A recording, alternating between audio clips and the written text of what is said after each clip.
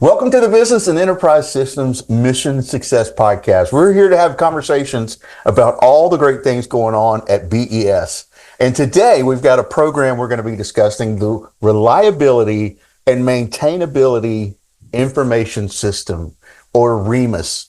And we've got part of the team here today. I want to introduce to you Mr. Jonathan Slider and Miss Karen Chambers. How are you guys doing today? Awesome. It's an amazing Thursday. Yes. Awesome. Awesome. Well, let's get into it. We've got some great information. I'm looking forward to this interview. So tell us about REMIS, the day-to-day task, the benefits for the end users, everything that it touches. In essence, what does REMIS really do? Oh, yeah, John, thanks. That's a great question. And that was one of the questions I asked when I first came on board the team. Government PM, program manager for REMIS. I've been with the program since July of 23. And coming on board, I was like a deer in headlights. What is REMIS? I mean, it's an acronym: Reliability, Maintainability Information System. It's a maintenance system. What is it? Well, it's an enterprise level system, and it consists of 4 integrated subsystems. And that's a lot of jargon to basically say we do a lot with a little. We have this thing called IMSURES, which is an acronym for Equipment Inventory Multiple Status and Utilization Reporting Subsystem. It is a mouthful. Essentially, it's worldwide inventory, status, and utilization for the Air Force. We maintain a lot of different systems: aircraft, MRAPs, ICBMs, UAVs, drones, all those different types of equipment in the Air Force. It's also made up of GC/SAS, which is Generic Configuration Status Accounting Subsystem. It's essentially configuration management for different platforms. That includes B1, B2, F-15. We do actual configuration management for all equipment as well. Then we do PPS, which is Product Performance Subsystem, and that's the maintenance management and analysis data. And that allows us to make sure the on and off of the equipment maintenance, where it's at in the repair status. And then finally, CORE, C-O-R-E. It isn't an acronym, but essentially just think of like the core of your system, of what it does. And it holds our master validation tables, error corrections, file viewers, and file uploads. Karen, did I miss anything with any of those 4 systems or 4 main subsystems? Yep, you covered them all. Yeah, it is a lot. And, John kind of introduced us already, but Karen is the kind of the matriarch of REMIS, and I'll let her explain that a little bit later. But so if I go to her to kind of make sure that I'm in line, that's kind of why. So in line with that question, John, REMIS is a system of record. It's an authoritative source for reportable maintenance data. It is an accountability property system of record, or an APSR. We have chief financial officer data. We are auditable, so we have to come under FIR. E&Y, Ernst & Young, does audits on us every single year. If you are within the BES system and have financial information, you are auditable, and you are very familiar with E&Y. Also, life cycle management system. We have weapon system history. It's maintained, and when it's first loaded, so think of cradle to grave. When an aircraft is brought into the Air Force or any type of equipment, it is in a sense in its cradle stage, and then eventually when it's terminated or retired, into the grave. We interface with 38 different systems. That's either inbound, outbound, both and, file upload, file viewer, and so on and so forth. And then as far in regards to what we do within BES, the big thing is with an 8.4 portfolio, we were the first system to implement the ICAM, which is Identity Credential Access Management solution for SAF-MG, to be able to monitorize how users access our system. And we'll talk a little bit more about that later. I believe so. And then annually, we reduce our security vulnerabilities by 85% by using that. So that's kind of a little bit about REMIS in a nutshell. There's definitely a lot more we could talk about it, but for the sake of time, that's kind of your overview. REMIS has this long history. Tell us about the background, the various iterations. How long or how much has REMIS evolved over the years? So great question. REMIS has evolved quite a bit over the last 35 plus years. So the first contract was awarded back in 1986. And then functionality went live for 2 of the systems that Jonathan talked about, the IMSures, which is the inventory and possession, status and utilization, and then PPS, which is the on equipment, off equipment maintenance tracking. So that went live in 1992. Then along the way, we brought in GC which is the configuration management of things. So REMIS started out on a mainframe, on a tandem mainframe, big old box, and in about 2004, it got monitorized and got moved to a Linux and then onto a Linux. And so the Air Force hired a third-party company called TSRI, and actually TSRI has a book out that you can find on Amazon or any bookstore, and it talks about the modernization of REMIS that took place and that they collaborated with the Air Force. So what they did is they took a lot of our code, and the Air Force worked with them. We came up with a methodology on how to convert the code. Some was converted manually, so the front end screens, but the back end was basically done by this third party TSRI. And they took our COBOL, JOBOL code, so pretty old language, and bumped us up into JSPs and to Java. And so that was a huge, step forward with that. And then in 2018, we actually moved all of our environments to DISA. So we have our production there and our test environments, et cetera, down there. Up until 2022, the January of 2022, this program has ran as waterfall. And so in January of 2022, this program started running as Agile. So, transformation from waterfall to Agile can be a little stressful, a change, a mindset change for people. But that went very smoothly. It took us some time. We ran into some little bumps along the way, but actually REMIS got their Agile maturity assessment, and we went from infancy to run pretty quickly in about 2.5, 3 years. So we've made a lot of progress. With that, moving along from going from waterfall to Agile, we were able to increase our software cadence to approximately every 6 to 8 weeks. So depending on, holidays and if it's a COTS upgrade, and we depend on DISA being involved or not. So we used to have about 3 to 4 releases a year, and we're hitting almost 10, sometimes, more than that in a fiscal year. So Wow. Increased a lot of productivity to get the changes out to the warfighter as quick as possible. You talk about getting the updates out, but tell us about these end users. Who are the end users? Where are they? How many? What are they doing? Yeah. So before we go into that, I really do want to also bring it to attention about the Agile, because I think it's important when you think about speed, right? Agility. So we actually have our sprints are 3-week sprints, and that's every project that we do. We have amazing Scrum Masters that lead those teams and are able to do the work, break it down into 3-week sprints, allowing us to provide code releases or projects such as ICAM, VC25, NC3, a lot of other ones that are kind of down the road that we're going to be addressing. So all that to say, as I've seen REMIS modernize in the last several months, just to be able to kind of see it in the lens that Karen's been able to share is pretty impressive. But yeah, speaking of our users, our customers, the ones that we work for, half for A4LM. That's our functional leadership. SAF FM, our financial managers. Because we are a financial feeder system with our CFO data, we want to make sure that we're reporting properly as we're accounting for all the property, all the equipment that is entrusted to us to track. And then AFMC or A4N, they are our customers. As far as our users, we have about approximately 1,500 that interact with our system regularly, but over 75,000 that REMIS touches, and that's pretty impressive when you think about it from the Air Force standpoint, whether it's a military member or it's a contractor or government civilian. You'd be able to interact with our system the way it is. As far as the types of users, worldwide users / stakeholders, Congress, Department of Defense, Air Force, Navy, DFAS, where we all kind of get our money from. or we make sure they're checking it. SAF, Secretary of the Air Force, HAF, Headquarters of the Air Force, MAGCOMs, Guard and Reserve.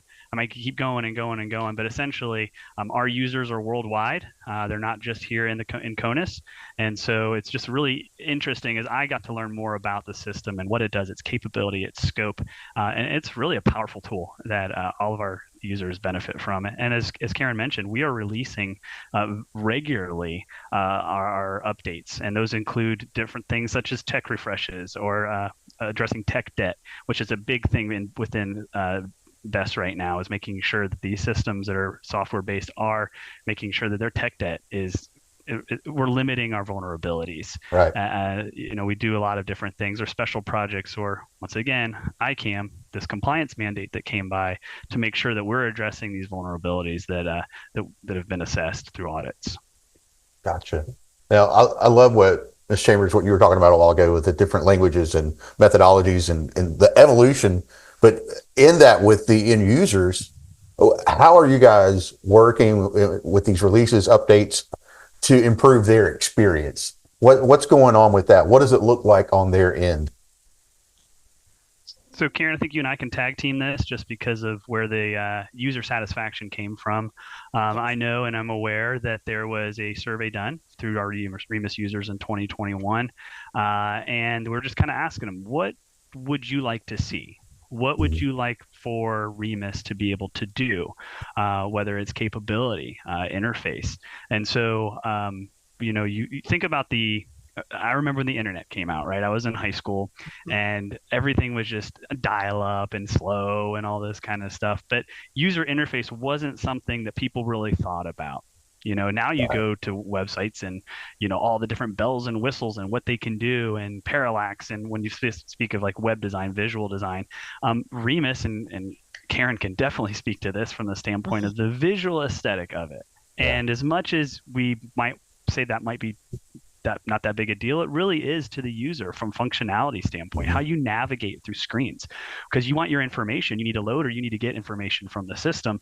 How are you interacting with it, right? And so that was one of the big things was REMIS had a redesign of our menu structure. Once again, you hit a button at the top and then the waterfall, and then the waterfall, and then the waterfall. And that's hard to navigate because then if you slip with your hand, now the menu goes away. And how are you really going to be able to do something for the users to really save them time? It's an efficiency issue, but it's also just an experience issue, which I think, in my personal opinion, is underrated when it comes to something as simple as working with a maintenance system. Karen, I'll kind of turn it over to you. If any more thoughts about that, or definitely add more to the user satisfaction question. Yeah. So we really took like I said, we got lots of feedback from the users about, the user experience, about using the screens and how they were usable and our navigation of getting to the screens. And so that was all redesigned. We got lots of kudos back from the end users. We made it much more simpler. The way we grouped it is, instead of having everything like Jonathan said, you go to this menu and then it pops open another menu and then it pops open another.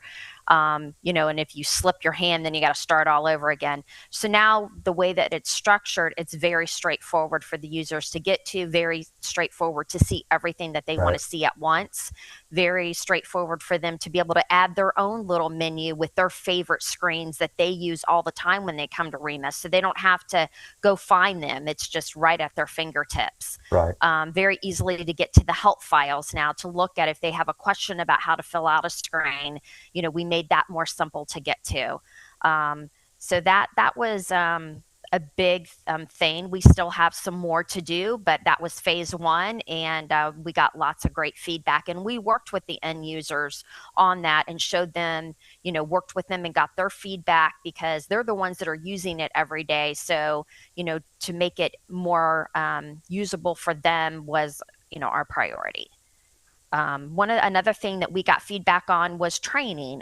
They wanted some, computer-based training that they could go get and use for different areas, the subsystems in REMIS. And so we created some packages like that to put out for the end users, and also launched an Ask Me Anything. So we started off monthly with that, and I think we've gone quarterly now. Correct me if I'm wrong, Jonathan. But where all the REMIS users, there's a time and a place, and we have a channel that was a DoD channel that was dedicated to them, that they can ask questions anytime they want and get feedback on the fly. That they didn't have to send an email or open up a ticket and wait for a reply. That they could easily, be more one-on-one active, answering people's questions. And so that has been really great. The users have really appreciated that too, that they've just, can go type in a question on this channel, and then someone will address it and, get back with them. Either they'll say, hey, can I give you a call so we can go over those details? So getting more information in a lot faster method. Wow. So I know. Go ahead. Oh, sorry. I was just going to add to the training modules and Ask Me Anything. So I've seen it firsthand. You can actually find our REMIS 101 or a lot of our trainings on My Learning. And so that's really cool that we've integrated with other systems to be able to offer that, especially with the development of ICAM, which I keep hinting at it and alluding to it. A user gets trained in a way to do things and interact with the system, and so they build up these habits. And so when we have to change things or change methods or processes, how do you address the user? And so the Ask Me Anything actually was a huge proponent for that. It allowed us to really be able to hear their thoughts, and we had some pretty positive feedback specifically with the implementation of ICAM. But the training modules, we have a fantastic group of subject matter experts that work in the PMO, the project program management office, that have developed these, and they do screen captures, they do videos. It's not just a stagnant PDF that we hand out and you either use it to fall asleep or you use it to get informed, right? Yeah. And so, training is huge. And this question alone, the answers that we provided is just showing that we are very responsive to our users. We want them to be communicative and be able to trust that we're going to reply to them and answer what their needs. So I'm super thrilled to be able to experience it firsthand. Yeah. And you said it perfectly earlier. This is not just about aesthetics, it's about productivity. So what you guys are doing is just streamlining everything for every end user. Incredible work there. I know you guys recently launched SailPoint. Tell us about this. What is it? How does it impact the mission, the work of REMIS? Yeah, so SailPoint is the software. ICAM is the effort. It comes from a 2022 Air Force audit that was done, and it discovered or identified 192 notice of findings and recommendations, or no-nos, as I call them. And if anything, it's to do with vulnerabilities from a security standpoint. And so being a financial feeder system, 69 were identified through this audit to have these NFRs. And what it does is allows the user to go from the traditional 2875, DD 2875, which is essentially a user access request form. It used to be a paper form, then everything went digital, and then it's a PDF. And so using the real life scenario of myself, when I came onto REMIS, I needed access to REMIS because I wanted to look at it. I wanted to know what I was doing. So I was sent by one of the program managers the 2875. I had to put my information in. I had to fill out all the different blocks. There's several blocks, I think 18 specific blocks, to include your name, email, all these things. And then you have to justify, why are you asking for a specific access? And it's not just the REMIS as a whole, it's specific modules or application, or I don't want to say applications, but certain elements of REMIS. And then you have to sign it. Then you have to send it to your supervisor. Then your supervisor has to make sure everything's there and everything's correct. All the I's are dotted, T's are crossed. And then from there, they have to send it to the security manager. And then the security manager has to send it back. And then there's a couple other steps involved just so before you can even get access to it. So let's say good case or perfect world scenario, everyone's in the office that day. Everyone has their email and they're able to get access. Then yes, you might be able to get access that very day. But the reality of the world we live in, people have meetings, or their people are out on leave, or they're TDY or whatever it is. And so you're not always guaranteed to get access immediately as soon as you need to get it. And so what SailPoint allows us is it converts that DD 2875 to more of an actual like electronic 2875, where you get access to SailPoint. You look for the entitlement that you need to whatever you're going to do, whether you're a configuration manager or a pod manager or whatever you are. Yeah. And then you can access, you're going to put your supervisor, security manager, and it's going to go off and it's going to shoot it off instantly. And it's going to do all that other stuff because it's bouncing it against your portal ID. It's going to bounce it against databases. It's going to make sure that you have the authority to do it and permission to do it. Yeah. And so we were one of the first, as I mentioned, first BES systems in A4 portfolio. We were the first A4 portfolio system to onboard to ICAM, SailPoint ICAM. And that was a huge success. I'm pretty proud of it. That was the project that I managed personally, and just had a fantastic team with, Karen's team at IMC, and then, working with the SailPoint team, the Deloitte team that managed the SailPoint. So what this actually has allowed us to do, it's reduced security vulnerabilities by 85%. As I mentioned, it's the man hours, it's streamlined user access, saving hundreds and hundreds of man hours. And then finally, it positions the organization to meet future cybersecurity requirements and regulatory standards, because that's what it's about, right? We talk about agile, not just the actual process or ideology of how we're doing software development, but we need to be agile, especially with the great power competition going on right now. Yeah. Being able to respond to our threats, internal or external, and this allows us to do it. So we onboarded, did it, learned a lot from it. A lot of people are coming to us to ask questions about it. So we're really proud of the effort that we did to get it into place. And see, this is, And this does, go ahead. and it helps with also, you're not emailing a form around, right? Yeah. To different people, to try to get them to sign it. And then, maybe that email got lost, or that person's, went TDY for, 3 weeks. So it's really streamlined to get people to be able to get their access to whatever system that they're asking for. And this is what is just so fascinating to me. You guys are really doing some great things. You're talking about efficiency and dealing with vulnerabilities and productivity and all of this stuff that's just so modernized with great speed. And then we talk about this. It's the program that started in what would you say, 1986? Yes. So what are some of the, say that again? That was the award. Yep. We went live 92. Yeah. Oh, wow. Okay. So what are some of the challenges you guys have faced or continue to face as you modernize a legacy system, whether it be at the program level or really especially with people? Great. There is lots of challenges that come along when you want to try to modernize things. Change, people don't like change. So when you do, modernize your screens, change the way the screen looks, feels, people are like, well, I used to go to this field and do this, and then I used to press this, and then I did this. And then when that whole, ABC doesn't flow right anymore, then they get, people get, oh no, I don't know how to do it. Mm-hmm. Because people don't like change. They like to do, this is the way I've always done it. So that's why when we do modernization, it's really important to involve the users in from the beginning. Yeah. Show them as you're going along. Get input from them. Hey, would this help you? Would this help you enter this data in? If we could populate some of the data for you, where you would just have to click a button and the screen would populate 95% of the fields, and then you would only have to enter in what's necessary. Yeah. So that's really important into getting them involved early. If they're involved early, they're more willing and happier about the change, right? Because they feel like it's their product. It's not just you did it and you're saying you're stuck with this, you got to use the screen this way. Right. So that really helps for one thing.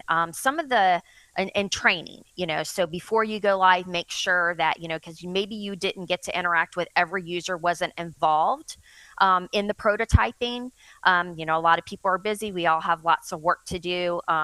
But before you go live, again, make sure you take the time, create a training cycle, packages that you can get out to people way in advance before you go live. So they have the ability to play around with it, ask questions. So then when it does go live, that their day-to-day tasking is not affected from them getting their job done.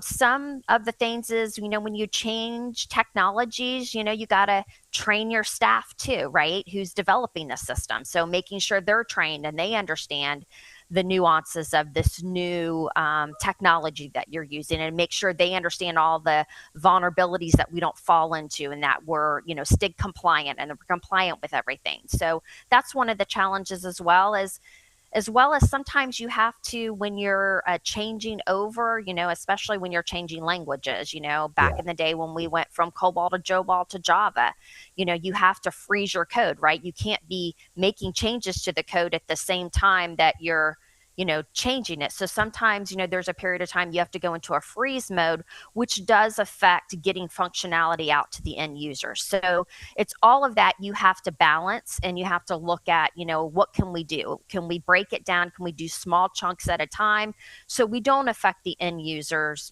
as minimal, try to minimize that as much as possible. And I'll jump on to that because coming from the program management office side, when you're tasked with, in a sense, where we're in a sustainability or capability support phase of the software acquisition pathway. And what people would say, oh, you just have to keep the lights on. And that's not true at all. And Karen can attest to that, because we're getting requests from customers and wanting either new interfaces. There may be something on their end changed, and so now we need to change code or update code on our side. And as much as people think, oh, it's just code, no, it doesn't work that way. It's old code, and from us as a program office, when we're working with Karen and her team, it's making sure we're talking to the right people that understand the process or what we're going to do, and they can communicate to us to say, hey, we're I don't want to say the intelligent ones, but the technical ones, the more trained ones, the ones that are more knowledgeable of the system, and they can say, well, you're a customer that you're saying brought something to you wants this. We not necessarily can provide that, and so from us as the program management office, getting our taking a step back and saying, no, we're not just in a sustainability and capability support phase. Like, we are constantly growing, constantly changing. As Karen mentioned, going from a waterfall to an agile, releasing, I think our LCSP, I just read recently, our one that we did about 5 years ago says 3 to 4 a year. We're doing 10 to 12 releases a year now. And then that's just to accommodate changes in technology, changes in security, working with security or cyber folks, working with engineer, working with finance. I mean, there's so many moving pieces to it that, as much as it's software. No, it's not just software. There's a lot going on, and it's just been really cool to see the team being able to be very agile and be very flexible when it comes to responding to requests. So, like I said, Karen's team is just doing a fantastic job as we continue to navigate all the changing landscape. And as even the Air Force, or the DoD goes along and looks at their processes and procedures, which everyone should be evaluating those, at least annually, twice every 6 months, would be great.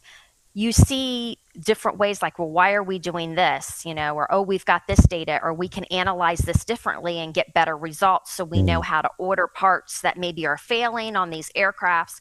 So as things change, business rules change, right? They update the TOs, the AFIs, which those things that are documented in the AFI and TOs, those business rules go into the maintenance systems, right, to ensure that end users are following the AFI and TO. So as those rules change, then code has to change to accommodate that. And that's never something that's going to stop, right? Because as we go on in life, we're constantly looking for better ways for us to do things, right? Make it better for our end users, or make it better for, our pilots who fly to make their aircraft safer. And you just said the magic word, better. If your teams, if your users are embracing the change, people embrace change when it's better, when it's easy to embrace and easy to adapt to. So clearly you guys are doing, you have the special sauce that's working. So I want to move into this. This is probably the question I've been most excited about. Tell us about some of the projects with REMIS, BC25 and NC3.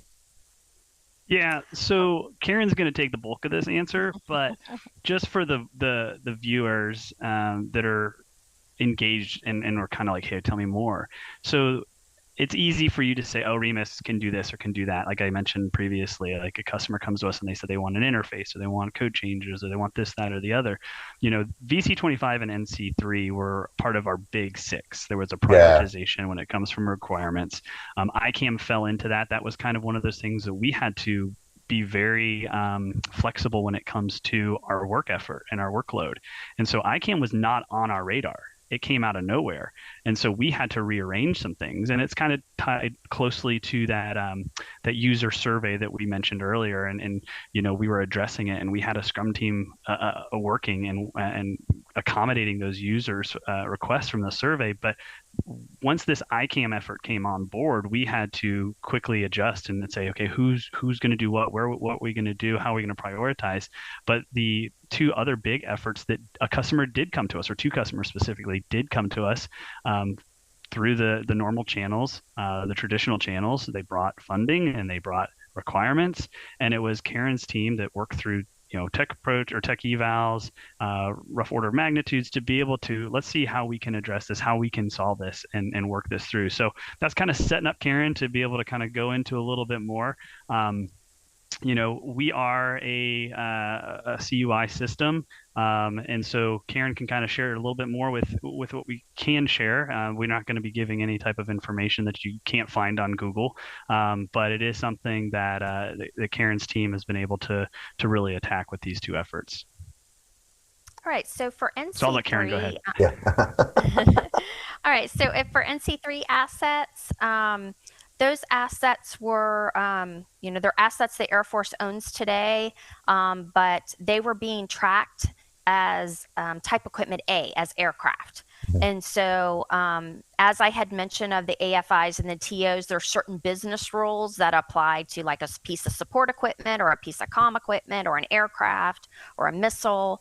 And so the NC3 people, we're tracking some of their assets in REMIS as aircraft, and they're like, we really want to track them on our own books, right? We don't want them to be rolled up all underneath type equipment A aircraft. We want to have our own. And so they asked that REMIS be able to support a new type equipment N, and they would for the most part, use the Air Force business rules, but they had a few differences, that they wanted. And so that was what we needed to do, is we needed to make, be able to support a new type of equipment. So when you're doing validations and you're saying, oh, this particular field can only be 1, 2, and 3 when type equipment's A, but it can be 4, 5, and 6 when you're talking about a piece of support equipment. So we needed to modify our code to support type equipment N. And, they want to do the same as aircraft. They want to do configuration maintenance documentation, status and utilization, all the same types of things, but with a little nuance with them, things are a little bit different. Everybody has a little bit different rules, right? So that's, we are almost through that capability. We've got probably about 9-10 months left to go on that. And our counterpart base level system, IMDS, is also making some changes to support that. And so hopefully we'll have that capability activated and ready to go live at the first quarter of FY25. And then VC25. So a couple different things about VC25. Today, different aircraft are tracked. They use different type of tracking. And so work unit code is one type, and LCN is another type. And so like F-22s or CV-22s, they track stuff by LCNs. B-1s, B-2s, they track things by work unit code.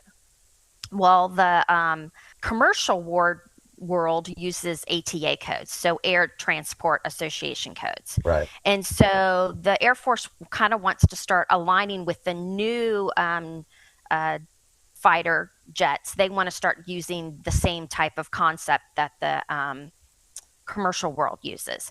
And so REMIS had to add capability to support that. And they have their own business rules, Yeah. So I'll give you an example. When you're, you have a car and you have to get your oil changed every 5,000 miles, right? And so you take it in, they, first 5,000, you take it in, you get your oil changed, right? And then they give that little sticker on your car and they say, okay, come back in 10,000 miles. You're going to need your oil changed. So you're watching to see, when to get 10,000 miles to make sure you get in there. So that's, there are different business rules for that, but that's kind of how where WOOCs and LCNs and ATA codes comes in. When do my oil need to be changed? When do I need to go, change my tires? When do I need to change my brakes or my brake pads and stuff like that?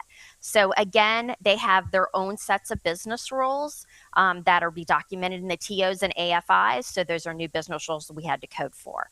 The first, and that's going to apply, the first one that's going to use that is the VC25B.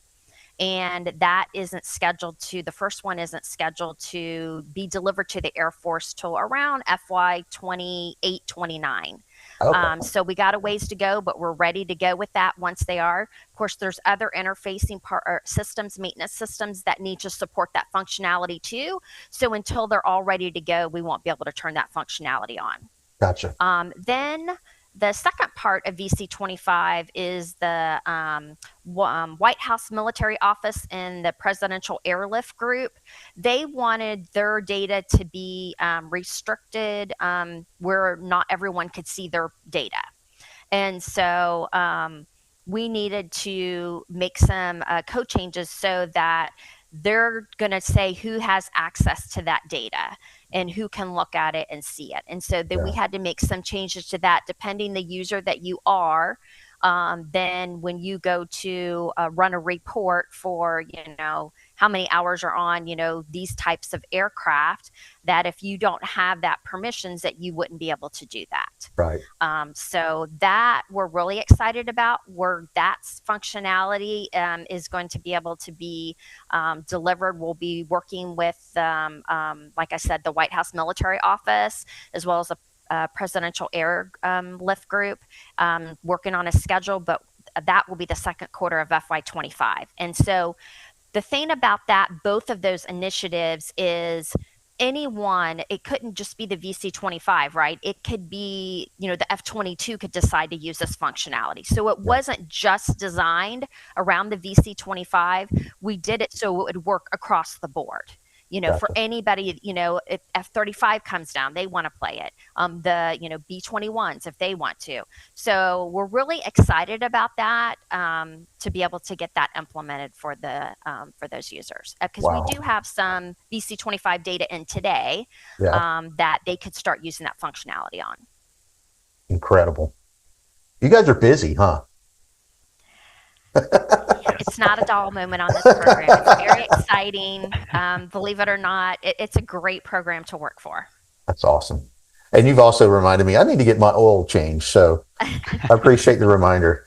I really appreciate the synergy between you guys as well. There's clearly a lot of respect for what your teams are doing and a lot of mutual respect there. So I just want to say thank you for being our guest today and giving us just so much information. I'm still trying to wrap my mind around a lot of what was said, but luckily I'll get to watch this many, many times. So thank you guys for being here today, Ms. Chambers, Mr. Slider. And for all of you, thank you for tuning in to the BES Mission Success Podcast. At BES, we run the systems that run the Department of the Air Force, moving money, manpower, and materiel. Until next time, good day.